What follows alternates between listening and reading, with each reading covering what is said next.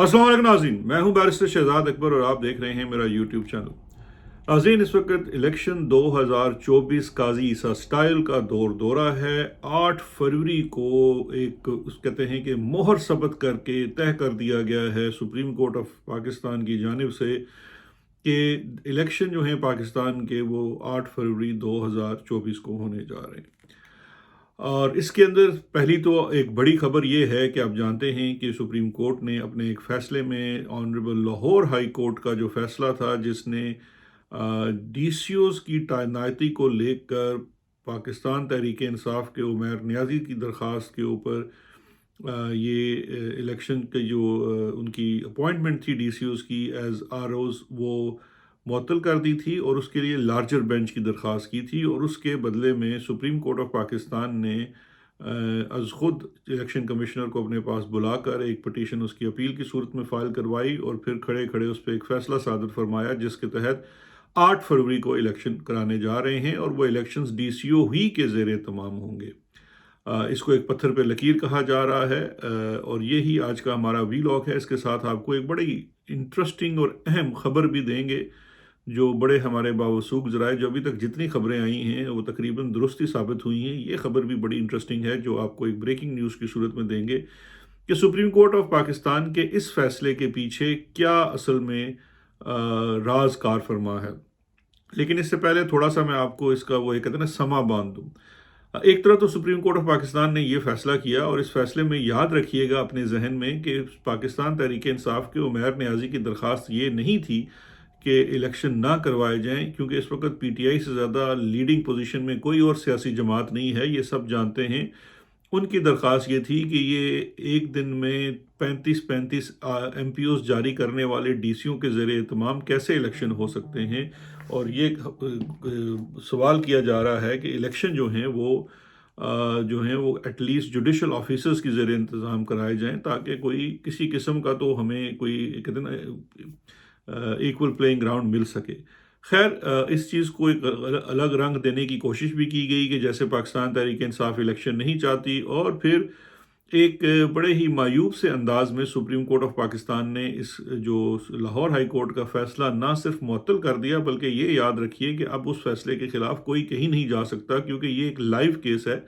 इसमें खड़े खड़े नोटिस किए बगैर दूसरी पार्टी को और सुने बगैर जो लाहौर हाई कोर्ट का फ़ैसला मुअत्तल कर दिया गया और एक लंबी तारीख डाल दी गई, क्योंकि अब जब ये हो जाता है तो उसके ख़िलाफ़ कोई अपील दाखिल नहीं हो सकती। आप किसी और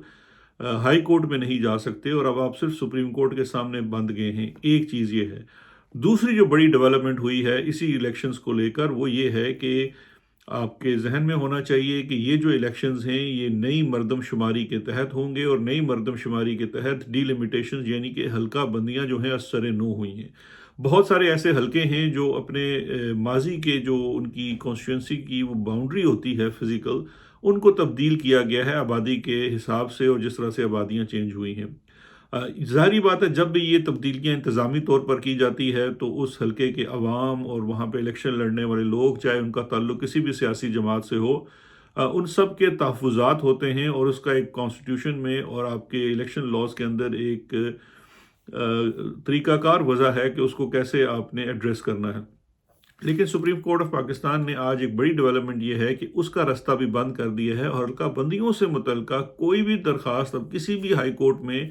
दाखिल नहीं की जा सकती। यानी कि वो एक बुनियादी हक जो उस हर हलके के वोटर का है, जो उस हलके के इलेक्शन लड़ने वाले शख्स का है, वो भी मुअत्तल कर दिया गया है। और अब ये बंदूक की नोक पर और आइन और कानून को मुनाफी करके एक ऐसे अंदाज में इलेक्शन करवाने की पूरी सही कर दी गई है कि ना सिर्फ इलेक्शन होंगे फ़लाँ तारीख को होंगे, लेकिन इलेक्शन जो है वो हमारी टर्म्स एंड कंडीशंस के ऊपर होंगे। हम जिन डीसीओज़ के तहत वो इलेक्शन करवाना चाहेंगे उन्हीं डीसीओज़ के तहत ये इलेक्शन करेंगे। और हम जिन हल्का बंदियों को यानी कि जो डिमार्केशन, वो आपको याद है ना एक रेड क्लिफ अवार्ड हुआ था जब पाकिस्तान बना और वो कश्मीर का रास्ता दे दिया गया गुरदासपुर को इंडिया में शामिल करके, ये कुछ इस किस्म की हल्का बंदियाँ हुई हैं और उन्हीं हल्का बंदियों को सामने रखते हुए कोई अब इसके ऊपर अपील नहीं हो सकती। यानी कि ایک نظر سے دیکھیں تو یہ ہے کہ جی انتخاب ہر حال میں 8 فروری کو ہونا ہے، اور دوسری نظر سے دیکھیں تو انتخاب ہر حال میں 8 فروری کو ہونا ہے لیکن کسی اور کی ڈکٹیشن کے اوپر ہونا ہے۔ تو یہ صورتحال ہے۔ اچھا، یہ جو ساری صورتحال، یہ خبر تو آپ کے پاس آلریڈی آ گئی ہوگی، میں آپ کی نالج میں کوئی اضافہ نہیں کر رہا۔ اصل میں جو میں آپ کی نالج میں اضافہ کرنا چاہ رہا ہوں وہ ہے آج کی بریکنگ نیوز، اور وہ بریکنگ نیوز یہ ہے کہ سپریم کورٹ آف پاکستان نے ہمارے جو نئے آنریبل، جنہوں نے منع کیا ہوا ہے کہ انہوں نے آنریبل نہیں، انہیں نہیں کہنا، اور ویسے انہوں نے ابھی تک کوئی ایسی حرکت بھی نہیں کی کہ ہمارا دل کرے آنریبل کہنے کی، لیکن ہم چونکہ عادی ہیں، میں تو وکیل ہوں تو ایسے ہی عادی ہوں آنریبل کہنے کے، تو ان کو کہتے ہیں کہ honourable chief justice of Pakistan جب سے آئے ہیں سپریم کورٹ آف پاکستان میں، تو عوام کے امیدوں کے برخلاف انہوں نے اس پچھلے 2 ہفتوں میں سپریم کورٹ آف پاکستان نے 2 بڑے فیصلے کیے ہیں۔ ایک فیصلہ ہے جو ملٹری کورٹس میں سویلین کے ٹرائل کا ہے، اور دوسرا فیصلہ ہے جناب الیکشن کا، جس میں کوئی مختلف پٹیشنز تھی، لوگوں کے رائٹس تھے، ان کو لے کر انہوں نے باندھ دیا ہے 8 فروری کا الیکشن۔ اچھا، اب اس ساری چیز کو سامنے رکھتے ہوئے میں اس سے پہلے آپ کو اطلاع دوں، ایک انٹرسٹنگ جو دوسری ڈیولپمنٹ ہے وہ یہ ہے کہ سپریم کورٹ آف پاکستان میں کوئی 2-2.5 اس وقت صحافی نما ٹاؤٹس رہ گئے ہیں جو اس وقت قاضی صاحب کی خوب جو ہے نا وہ خدمت کر رہے ہیں، اور وہ یہ امپریشن دینے کی کوشش کر رہے ہیں کہ شاید کوئی قاضی صاحب کے خلاف کوئی سوشل میڈیا مہم شروع ہو چکی ہے جس میں اسٹیبلشمنٹ کا بھی ہاتھ ہے۔ او بھائی، خدا کو ہاتھ مانو، جتنا اس وقت تابعداری قاضی صاحب کر رہے ہیں اسٹیبلشمنٹ کی، پاکستان کی تاریخ میں، حالیہ تاریخ میں، اسپیشلی پوسٹ افتخار چودھری، شاید ہی کوئی چیف جسٹس گزرا ہوگا جس نے اتنی کھل کر خدمت کر رہے ہوں، تو ان کو کیا ضرورت پڑی ہے ان کے خلاف جانے کی۔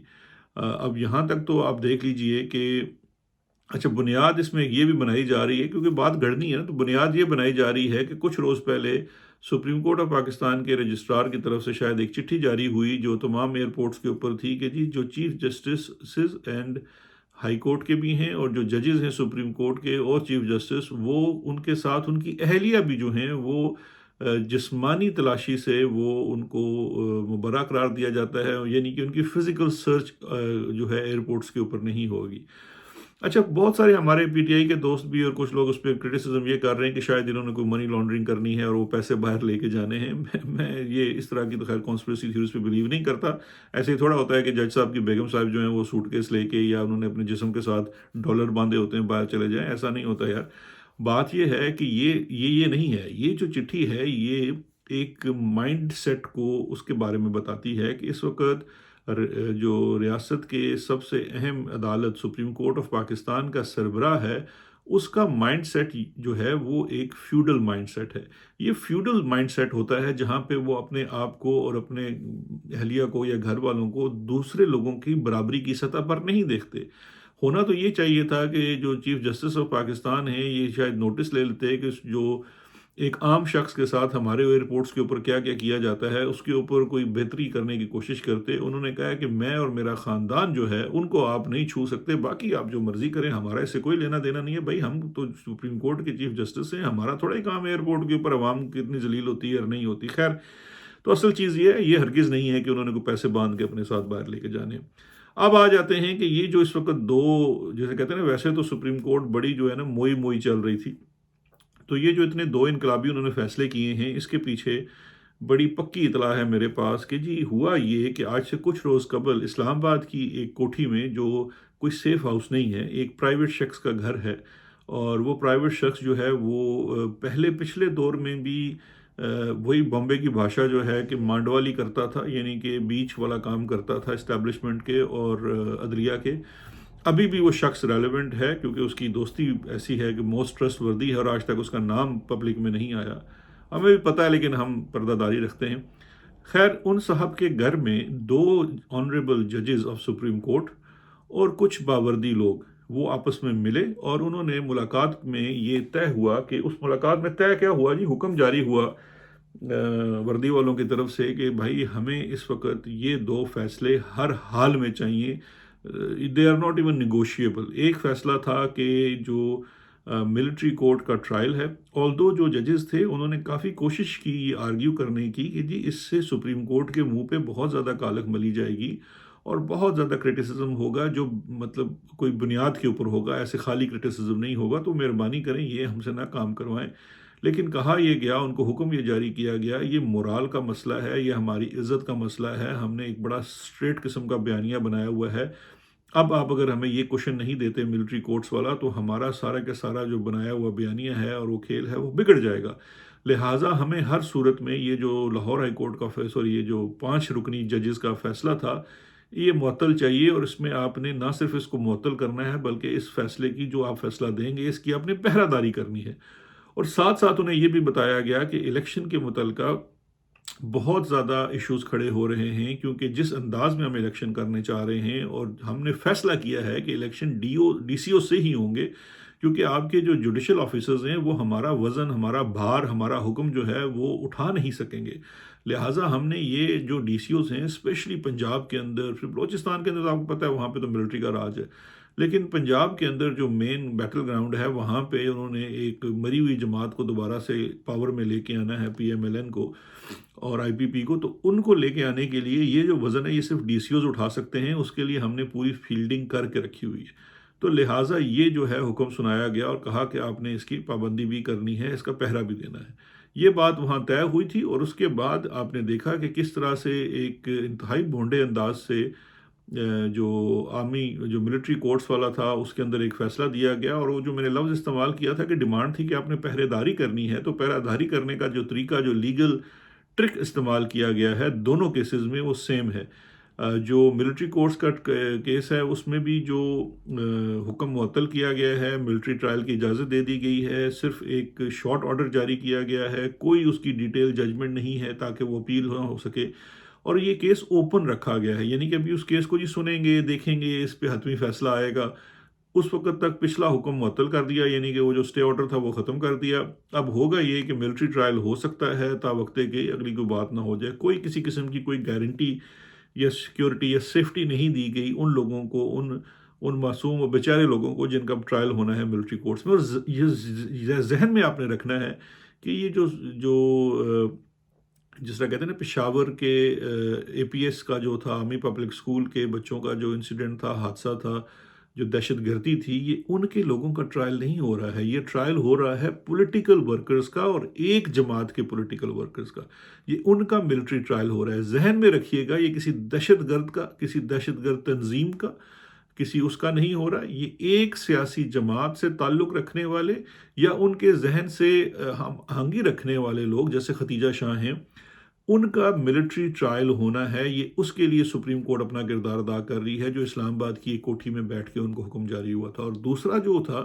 وہ الیکشن والا تھا. تو الیکشن والے میں بھی جو رکاوٹ ذہن میں آ رہی ہے یا آ سکتی ہے، اس کے اوپر سپریم کورٹ جو ہے وہ بالکل جسے کہتے ہیں ان کو بٹھا دیا گیا ہے کہ آپ نے اس کو ہر طرح سے پہرے داری کرنی ہے. حلقہ بندیوں کے اوپر بھی پابندی لگ گئی ہے کہ آپ کوئی اس پہ سوال نہیں کر سکتے، آپ ڈی سی اوز کے اوپر بھی کوئی سوال نہیں کر سکتے. اب وہی ڈی سی او جنہوں نے پچھلے 6 مہینوں میں کچھ 3,500 سے اوپر ایم پی اوز جاری کیے ہیں ایک سیاسی جماعت کے لوگوں، اس میں کوئی پی ایم ایل این کا بندہ نہیں ہے، کوئی پی پی پی کا آدمی نہیں ہے، کوئی آئی پی پی کا آدمی نہیں ہے، بلکہ جن کے خلاف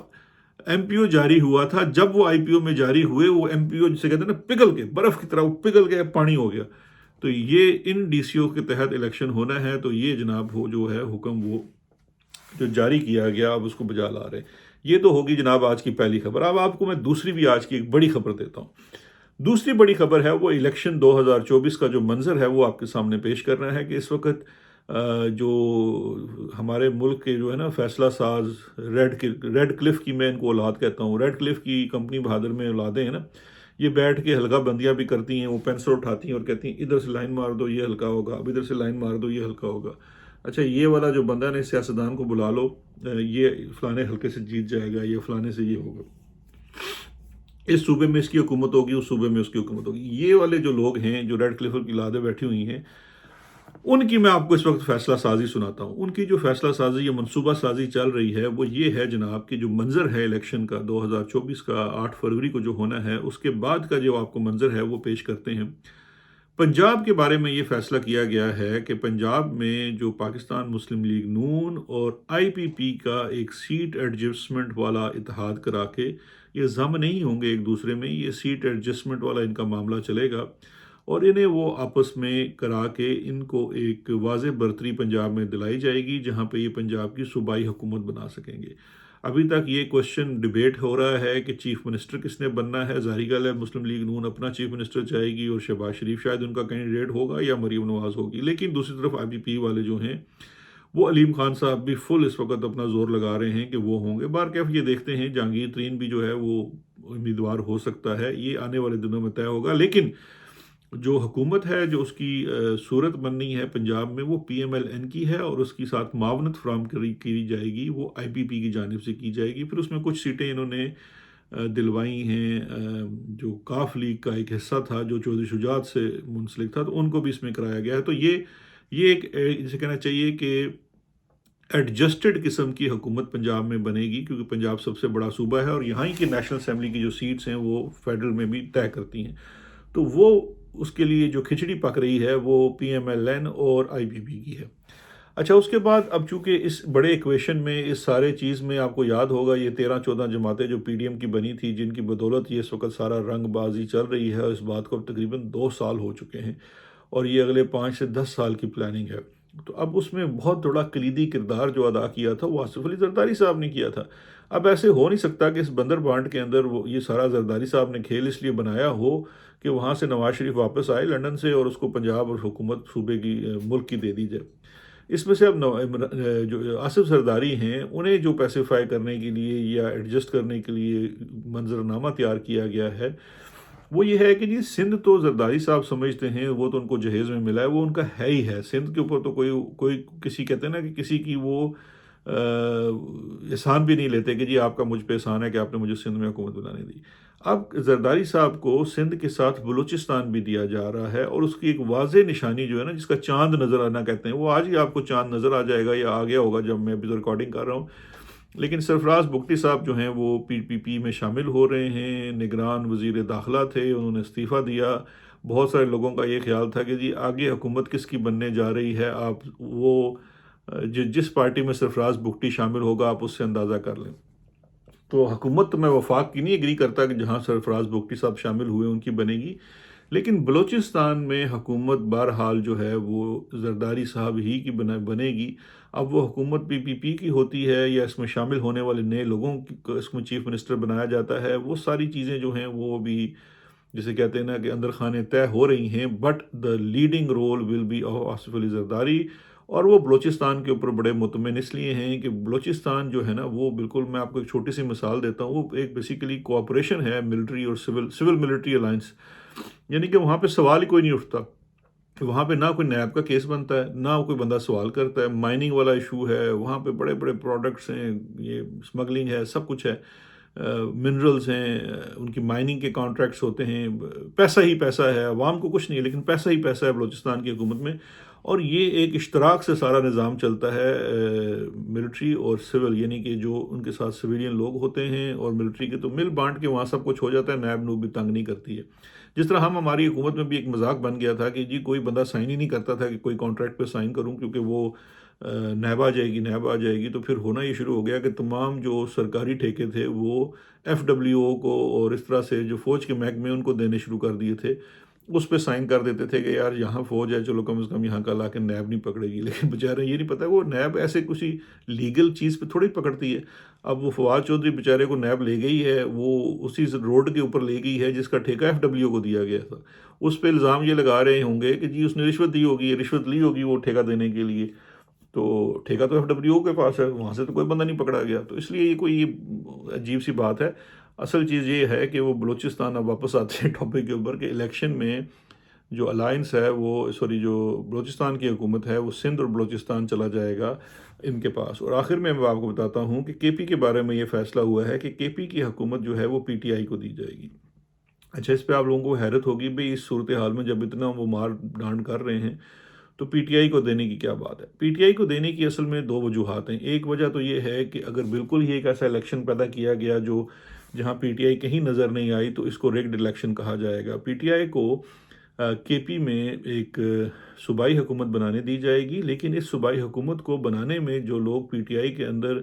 اہم کردار ادا کریں گے وہ company Nawaz P T I کے لوگ ہوں گے. اور یہ آپ آنے والے دنوں میں دیکھیں گے جب وہ الیکشن میں اپنے نامینیشن پیپرز جمع کرائیں گے جو کینڈیڈیٹ جو عمران خان کے لائلسٹ ہوں گے ان کے نامینیشن پیپرز بھی ریجیکٹ ہوں گے، ان کے کورنگ کینڈیڈیٹس بھی ریجیکٹ ہوں گے، اور وہ لوگ جو مڈل لائن اور پرو اسٹیبلشمنٹ لائن ٹو کرتے ہیں پارٹی کے اندر، اور ظاہری بات ہے وہ اڈیالہ جا کے ملیں گے بھی خان صاحب کو اور ان کو یہ باور کرائیں گے جی کہ ساڈی گل ہو گئی ہے، تسی بس ہاتھ رکھو ساڈے تے تے اسی حکومت بنا کے پھر اسی سب کچھ کر لیں گے۔ تو وہ ایک کر کے ایک منصوبہ ہے کہ ایک company Nawaz P T I کی حکومت بنا دی جائے کے پی کے اندر۔ تو یہ منظرنامہ ہوگا جناب اس طرح کا۔ اب آ جاتے ہیں وفاق کی حکومت۔ وفاق کی حکومت تو جو نظر آ رہی ہے سچویشن وہ تو یہی ہے کہ پی ایم ایل این ہی کی وفاق کی حکومت بنے گی، اور وہ جو پی ایم ایل این کی وفاق کی حکومت ہے اس کے اوپر ظاہری بات ہے پی ایم ایل این تو اس وقت ہر بندہ جو ہے ببانگ دوہل کہہ رہا ہے کہ Nawaz Sharif will be the fourth time prime minister. لیکن میں آپ کو یہ بات بھی بتا دوں کہ اس وقت جو فیصلہ ساز ہیں پنڈی والے، وہ بیٹھ کے ابھی اس کے اوپر کافی ورکنگ کر رہے ہیں، وہ تھوڑے سے اس وقت نان کمیٹل ہیں اس ایشو کے اوپر۔ ہو سکتا ہے کہ آنے والے دنوں میں وہ اس بات کے اوپر 100% کمٹمنٹ دے دیں، لیکن جب تک یہ چیز ہو نہیں جاتی میں اس کو ایک کوشچن مارک ہی رکھوں گا۔ اس کی وجہ یہ ہے کہ کمپنی سرکار کے اندر بہت سارے لوگ ایسے ہیں جو اس معاملے کو بڑا سمجھتے ہیں، دیکھتے ہیں، وہ یہ جانتے ہیں کہ نواز شریف جو ہیں وہ جب معاملہ اسٹیبلشمنٹ کا اور فوج کا آتا ہے یا اقتدار کا اور اختیار کا آتا ہے، وہ اتنے ٹرسٹ وردی نہیں ہیں، اتنے لانگ لاسٹنگ۔ ابھی تو وہ نواز شریف صاحب جو ہیں چپ کر کے بیٹھے ہوئے ہیں اور اپنی کیمپین پہ اور اپنے کیسز پہ فوکس کر رہے ہیں، لیکن جیسے ہی وہ ایک دفعہ پولیٹیکلی ایک سیٹل سپیس میں چلے جائیں گے پھر وہ اختیار شیئر نہیں کرتے، وہ اقتدار کسی کے ساتھ شیئر نہیں کرتے، اور پھر وہاں پہ مسئلہ ہوگا ان لوگوں کو جو پچھلے 2 سال سے حکومت جسے کہتے ہیں نا بغیر کسی کے کوشچن کیے چلا رہے ہیں پورے نظام کو، انہیں ایک بہت بڑا پرابلم ہوگا۔ تو اس چیز کو سامنے رکھتے ہوئے نواز شریف کے اوپر ایک بہت بڑا ابھی بھی سوالیہ نشان ہے ان کو آگے وزیر اعظم بنانے کے لیے۔ تو اس صورت میں دیکھا جائے گا کہ جی وہ کیا کرتے ہیں، لیکن ایک چیز میں آپ کو بتا دوں کہ میاں صاحب بھی جو ہے نا وہ موسٹ ایکسپیرینسڈ، میں یہ بات بہت دفعہ دہرا چکا ہوں، اس وقت جتنے سیاستدان موجود ہیں اور پاکستان میں یاد رکھیے گا کوئی بھی سیاستدان اسٹیبلشمنٹ سے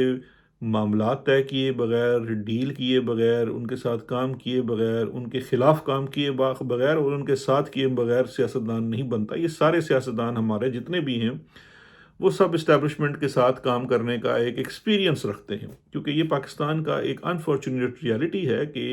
یہ ایک ہائبرڈ رول ہے جس کے اندر ملٹری کا کردار تو ہمیشہ سے رہا ہے۔